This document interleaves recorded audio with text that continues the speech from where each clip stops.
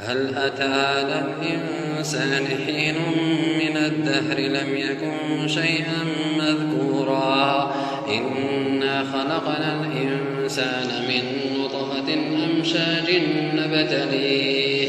نبتليه فجعلناه سميعا بصيرا إنا هديناه السبيل إما شاكرا وإما كفورا إنا أعتدنا للكافرين سلاسلا وأغلالا وسعيرا إن الأبرار يشربون من كأس كان مزاجها كافورا عينا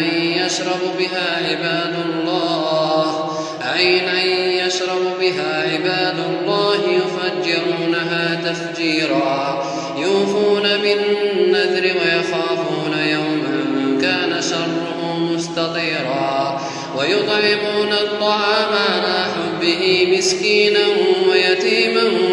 وأسيرا إنما نطعمكم لوجه الله لا نريد منكم جزاء ولا شكورا إنا نخاف من ربنا يوما عبوسا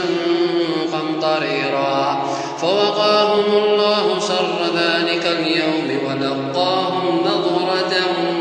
وسرورا وجزاهم بما صبروا جنة وحريرا متكئين فيها على الأرائك لا يرون فيها شمسا ولا زمهريرا ودانية عليهم ظلالها وذللت قطوفها تذليلا ويطوف عليهم ولدان مخلدون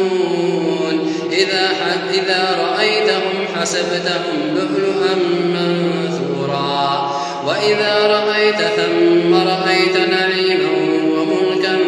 كبيرا عاليهم ثياب سندس خضر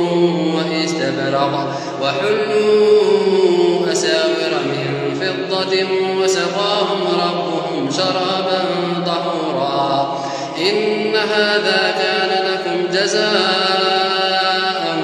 وكان سعيكم مشكورا إنا نحن نزلنا عليك القرآن تنزيلا فاصبر لحكم ربك ولا تطع منهم